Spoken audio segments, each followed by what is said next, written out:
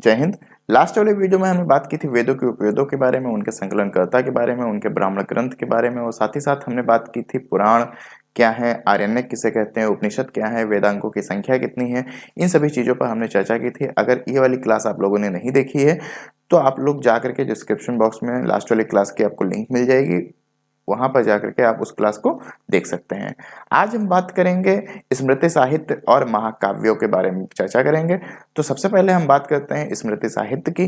तो अगर स्मृति साहित्य की अगर हम बात करें तो स्मृति साहित्य होता क्या है? तो स्मृति साहित्य क्या है कि एक व्यक्ति जो है उसकी विचारधारा को जिसमें रख दिया जाता है उसे ही स्मृति साहित्य कहते हैं। यानी कि कोई व्यक्ति है, उसकी कोई विचारधारा हो सकती है, कुछ वो सोचता है, उसकी क्या थिंकिंग है, जिस उसके थिंकिंग को जिस चीज में रख दिया जाता है, जिस बुक में रख दिया जाता है, उसे ही क्या कहते हैं? स्मृति साहित्य कहते हैं। इनकी संख्या की अगर बात करें तो टोटल स्मृति साहित्य की संख्या जो है 36 है, यानी कि 36 है। इन 36 में आपको पूरे याद रखने की जरूरत नहीं है, सिर्फ आप दो याद रखिए। एक हो जाता है याज्ञवल्क्य स्मृति साहित्य और दूसरा हो जाता है मनु स्मृति साहित्य। एक एक करके सबकी बात करेंगे। अगर हम बात करते हैं याज्ञवल्क्य स्मृति साहित्य की, तो याज्ञवल्क्य स्मृति साहित्य को लिखा है याज्ञवल्क्य नामक ऋषि ने। इसमें कहा क्या गया है? तो इसमें कहा गया है कि संसार ही स्वर्ग है। यानी कि कहा है कि अगर आप इस संसार में आए हैं तो अपनी आत्मा को मत तड़पाइए, यही स्वर्ग है। साथ ही साथ ये भी कहते हैं कि अगर आपका घी पीने का मन है तो आप उधार लेकर के घी पीजिए, चटनी रोटी मत खाइए।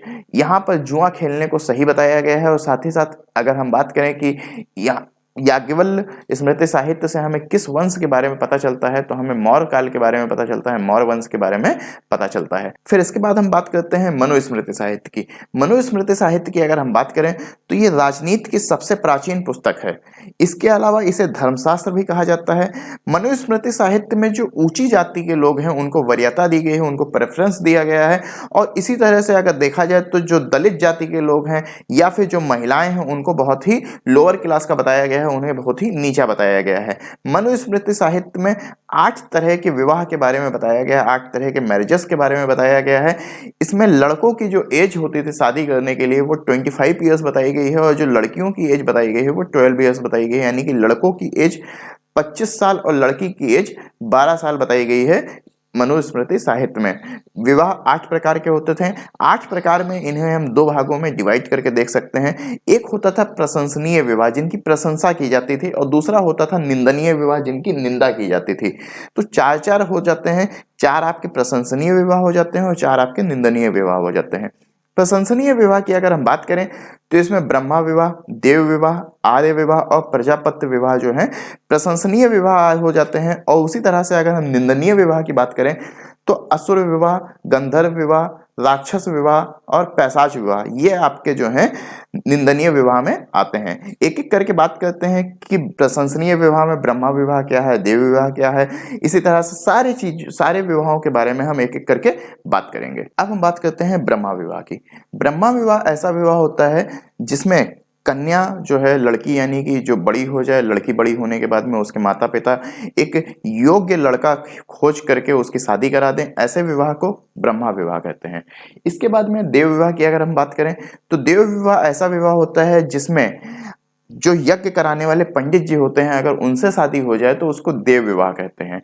आर्य विवाह की अगर हम बात करें तो आर्य विवाह ऐसा विवाह होता है जिसमें लड़की के जो पिता हैं वो यज्ञ काम के लिए 1 या 2 गाय के बदले लड़की की शादी करा दें, उसे आर्य विवाह कहते हैं।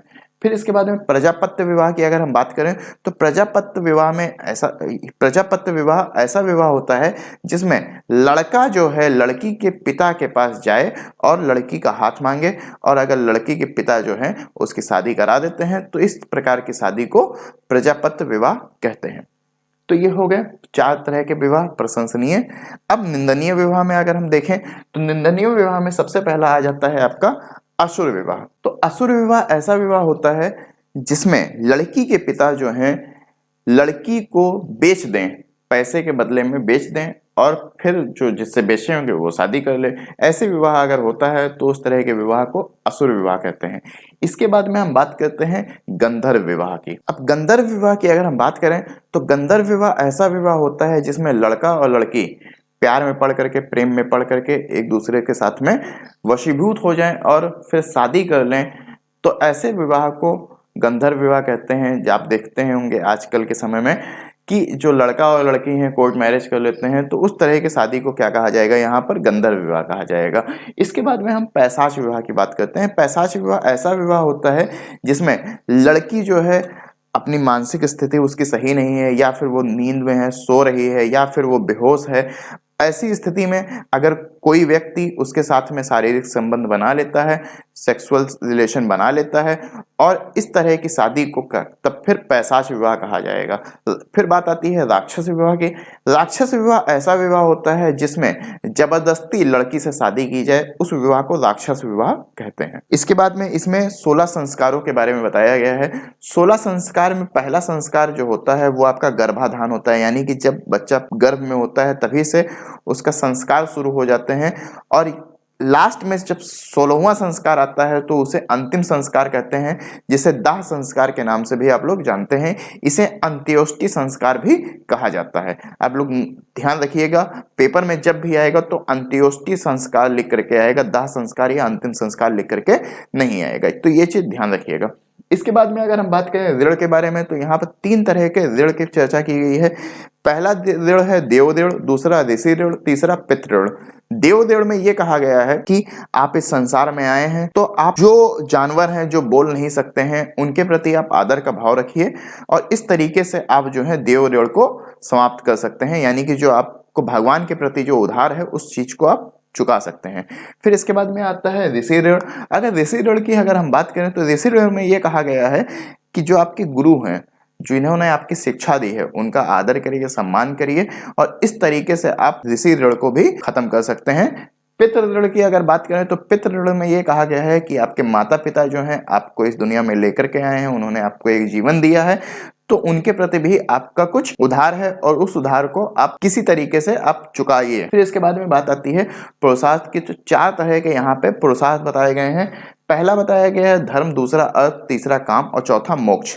धर्म, अर्थ, काम और मोक्ष, ये 4 तरह के पुरुषार्थ हैं। इसमें धर्म का मतलब है कि आपका कर्तव्य, यानी कि आपका कर्तव्य क्या होना चाहिए उसके बारे में बताया गया है। यानी कि जैसे अगर हम अपनी बात करें तो हमारा कर्तव्य है कि आप लोगों को पढ़ाना, उसी तरह से आप लोगों का कर्तव्य है पढ़ना। तो इस तरह से सबका कोई ना कोई कर्तव्य है, तो उन कर्तव्यों का आप लोगों को अच्छे से पालन करना चाहिए, अच्छे से उनका निर्वहन करना चाहिए। इसके बाद में बात आती है दूसरा अर्थ। दूसरा जो है हमारा पुरुषार्थ वो अर्थ है। अर्थ का मतलब यहाँ पे पैसे से है। पैसा कमाने के लिए बताया गया है कि भाई अगर आप इस संसार में आए हैं तो यहाँ पर आप अपनी नीड को पूरा करने के लिए, अपनी जरूरतों को पूरा करने के लिए आप पैसा भी कमाइए। तो यहाँ पर दूसरा पुरुषार्थ जो आ जाता है वो आपका आ जाता है पैसा, यानी अर्थ। इसके बाद में अगला है काम। काम का मतलब यहाँ पर सेक्सुअल डिजायर से है। फिर अगर हम नेक्स्ट है मोक्ष। मोक्ष का मतलब है कि आपने अपने कर्तव्यों का पालन कर लिया, पैसा कमा लिया, सेक्सुअल डिजायर आपकी पूरी होगी, अब आप क्या हो जाइए, भगवान में लीन हो जाइए, धार्मिक जीवन व्यतीत करिए। इसके बाद में अगर हम बात करें तो यहाँ पर जीवन के बारे में बताया गया है। जीवन को आश्रम भी कहा जाता है, और यहाँ पर 4 तरह के आश्रम या 4 तरह के जीवन के बारे में बताया गया है। पहला जो जीवन है वो आपका ब्रह्मचर्य जीवन बताया गया है, दूसरा गृहस्थ जीवन बताया गया है, तीसरा वानप्रस्थ जीवन बताया गया है, और चौथा जीवन जो है वो सन्यासी जीवन है।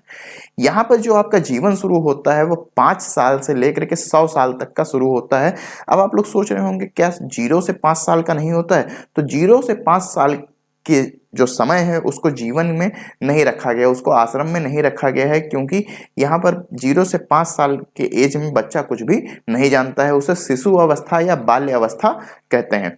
तो बात करते हैं कि 5 से लेकर के 25 साल तक के जो एज है उसे क्या कहा जाता है? तो 5 से लेकर के 25 साल तक के जो एज है उसे ब्रह्मचर्य जीवन कहा जाता है। और इसमें यह बताया गया है कि आप जो है ब्रह्मचर्य जीवन व्यतीत करिए, शिक्षा ग्रहण करिए, गुरु के साथ में रहिए गुरुकुल में, और वहीं पर शिक्षा ग्रहण करिए और बिल्कुल ब्रह्मचर्य जीवन व्यतीत करिए। इसके बाद में 25 से लेकर के 50 साल तक के जीवन को गृहस्थ जीवन बताया गया है। इसमें कहा गया है कि आप जो है अपने परिवार के साथ में समय बिताइए, गृहस्थ जीवन व्यतीत करिए। फिर इसके बाद में वानप्रस्थ जीवन जो है ये 50 से लेकर के 75 वर्ष तक का रहता है और इसमें बताया गया है कि अब आप समाज के साथ में घुल मिल जाइए, धार्मिक जीवन व्यतीत करिए और साथ ही साथ आप परिवार के साथ में भी समय बिताइए। इसके बाद में सन्यासी जीवन की अगर हम बात करें तो सन्यासी जीवन में ये कहा गया है कि 75 से लेकर के 100 साल तक का जो जीवन है इसे आप वन में तपस्या करके इसको बिताइए। तो यहाँ पर मनुस्मृति साहित्य में जितनी भी चीजें इंपॉर्टेंट थी उनके बारे में हमने डिस्कस कर लिया है। याज्ञवल्क्य स्मृति साहित्य के बारे में भी हमने आपको बता दिया है। फिर हम बात करते हैं महाकाव्य की और इनकी संख्या 2 है। महाकाव्य जो है आपका एक रामायण हो जाता है और एक महाभारत हो जाता है। एक एक करके दोनों की बात करेंगे। अब हम बात करते हैं रामायण की। तो रामायण की रचना की है वाल्मीकि जी ने, यानी रामायण को लिखा किसने है तो वाल्मीकि जी ने लिखा है। शुरू में इसमें 12,000 श्लोक थे, लेकिन प्रेजेंट टाइम में देखा जाए तो प्रेजेंट टाइम में इसमें 24,000 श्लोक हैं और इन 24,000 श्लोकों को पूरा कब किया गया है तो इसे पूरा किया गया है गुप्त काल में, यानी गुप्तों के समय में इसे पूरा किया गया है। इसमें अगर हम बात करें रामायण में तो रामायण में अगर टोटल चैप्टर की बात करें, टोटल भाग की बात करें तो टोटल भाग 7 हैं, जिन्हें आप कांड के नाम से भी जानते हैं। इनमें हर एक कांड अपने आप में एक बहुत ही ज्यादा महत्वपूर्ण भूमिका निभाता है, लेकिन हम यहाँ पे 7 कांडों के बारे में हम चर्चा नहीं करेंगे। यहाँ पर जो भी इंपॉर्टेंट है वो उसके बारे में हम बात करेंगे। तो सबसे पहले हम बात करते हैं कि इसमें सबसे छोटा कांड कौन सा है। तो सबसे छोटा कांड जो है वो किष्किंधा कांड है। इसी तरह से अगर सबसे बड़े कांड की बात करें तो सबसे बड़ा कांड आपका बाल कांड हो जाता है और अगर सबसे महत्वपूर्ण कांड की बात करें तो सबसे महत्वपूर्ण जो कांड है वो आपका सुंदर कांड हो जाता है। तो रामायण के बारे में बस आपको इतना ही जो है आपके परीक्षा में पूछा जाएगा, आपके एग्जाम में बस इतनी चीजें ही आ सकती हैं, इसके अलावा और कोई चीज रामायण से नहीं पूछी जाएगी। इसके बाद में अगर हम बात करें महाभारत की तो महाभारत को लिखा था वेद व्यास जी ने। महाभारत को सत सहस्त्री और जय संहिता भी कहा जाता है। जय संहिता इसे इसलिए कहा जाता है क्योंकि इसे जीतने का कानून बोला जाता है, इसमें जीतने के बारे में बताया गया है। सत सहस्त्री इसे इसलिए बोला जाता है क्योंकि इसमें श्लोकों की संख्या बहुत अधिक हो गई। पहले इसमें अगर हम बात करें तो शुरुआत में इसमें 8,800 श्लोक थे, लेकिन बाद में इसमें अगर प्रेजेंट टाइम में देखा जाए तो प्रेजेंट टाइम में इसमें 1,11,000 श्लोक हैं, इसलिए इसे सत सहस्त्री भी कहा जाता है। यहाँ पर महाभारत में जो है युद्ध हुए थे, तो ये युद्ध जो है 18 दिन चले थे और हर दिन एक पर्व लिखा गया था। तो टोटल पर्व की अगर बात करें तो टोटल पर्व इसमें 18 हैं। अब इसमें 18 पर्व हैं, यानी कि यहाँ पर कहने का मतलब ये है कि ये युद्ध जो है 18 दिन चला था और हर एक दिन एक पर्व लिखा गया था। इसी में से एक पर्व है भीष्म पर्व, जिसे गीता या भगवत गीता भी कहा जाता है। तो इस वाली वीडियो में हमने बात की स्मृति साहित्य और महाकाव्यों के बारे में। नेक्स्ट वाली वीडियो में हम बात करेंगे वैदिक काल के बारे में, यानी कि इसमें हम बात करेंगे अर्ली वैदिक पीरियड के बारे में और साथ ही साथ लेटर वैदिक पीरियड के बारे में भी। तो एक ही वीडियो में आपको दोनों अर्ली और लेटर दोनों कंप्लीट दे दिया जाएगा।